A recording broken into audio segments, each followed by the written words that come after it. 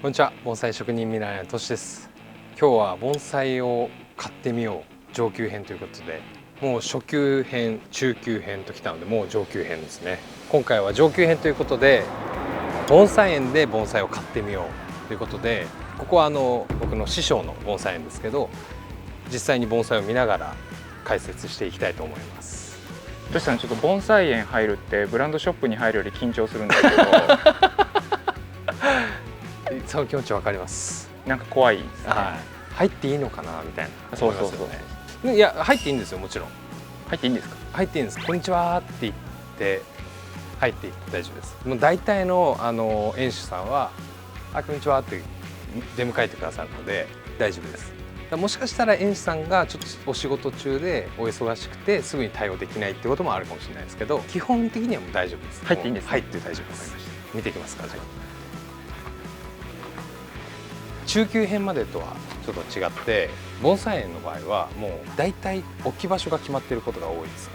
小白類やったら小白類とかっていうのも水の管理がそっちの方がしやすいっていうのもあるので、そういうところが多いかなと思います。盆栽園の盆栽っていうのはやっぱりこう値段とかはついてないんですね。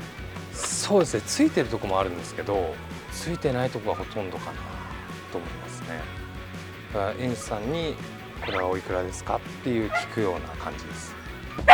あ、まるちゃん、まるちゃんまるちゃんまるちゃん。盆栽園に犬はいるもんなんですか？結構いますね。番犬にもなる。ああ、盆栽取られないように。おいでおいで。どうした？盆栽園の。すみません。盆栽園。はい。うちの場合だとハウスがあるんですけど、ハウス内に雑木が結構あるんですよ。まあ外に小白類がメインで置いてあるっていう感じですね。注意点みたいなんてありますか？盆栽園。そうですね。こっち見ていただけると分かるかもしれないですけど、人一人分、まあギリすれ違えるぐらいの広さなんですけど、あんまりこう広くない場合があるんですよ。でそういう時にリュックサックとか背負ってると、こう振り返った時に後ろの木にバンって当たったりするんですよ。なのでできればリュックサックを背負ってきたら前掛けにして見て回る方がいいです。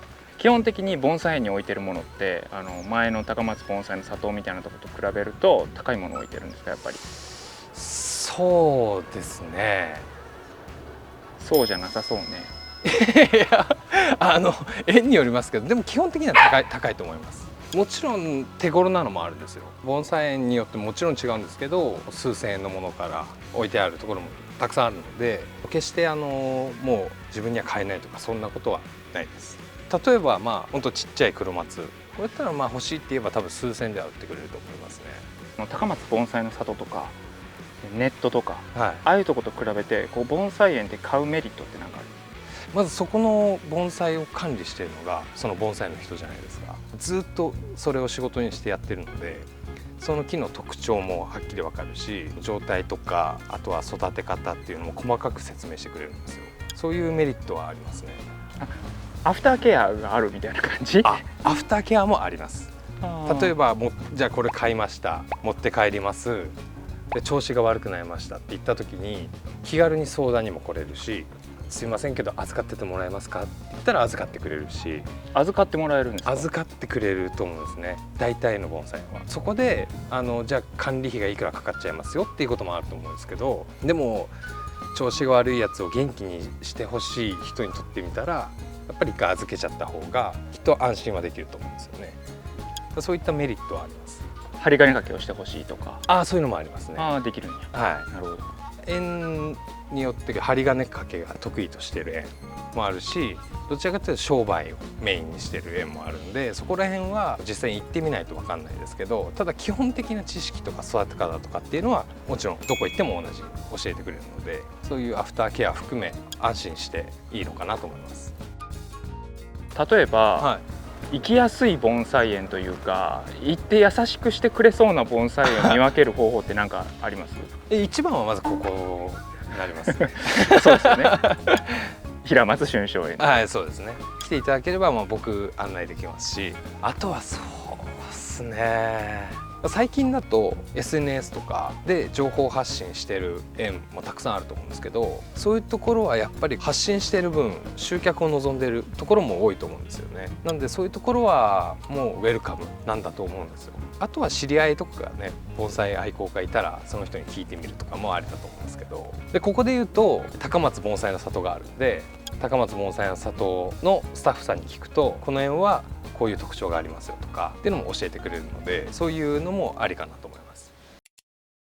あと盆栽園って預かりっていうシステムがあるんですよ。お客さんのものを預かって手入れをするっていうのがあるんで、これが欲しいってなってもそれお客さんだから売れないんですよねみたいなこともあるんですよ。例えばこれとかもお客さん、超かっこいい心拍、これもお客さんだし、最近でいうとこの錦松っていうこれもお客さんのやつなんで、こういうのには値段がついてないんですよね。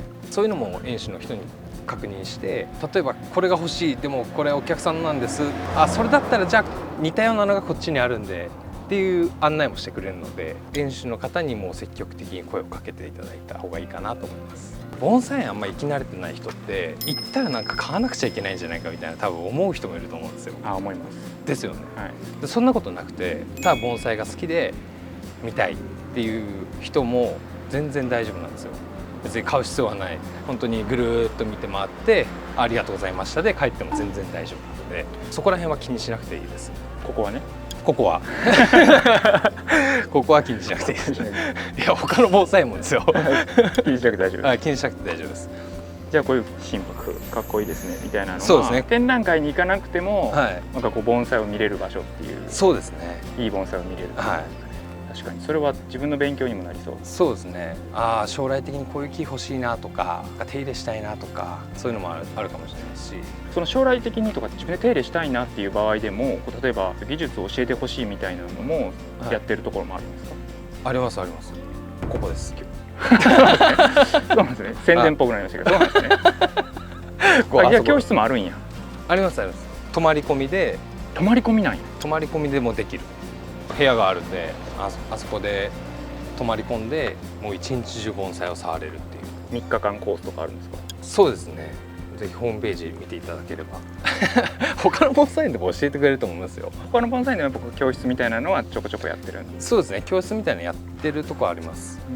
はい、そういうところはじゃあ比較的フレンドリーなんじゃないのっていう話。そうですね、なるほど。はい、ということで盆栽を買ってみよう上級編ということで、うちの盆栽園を紹介させていただきました。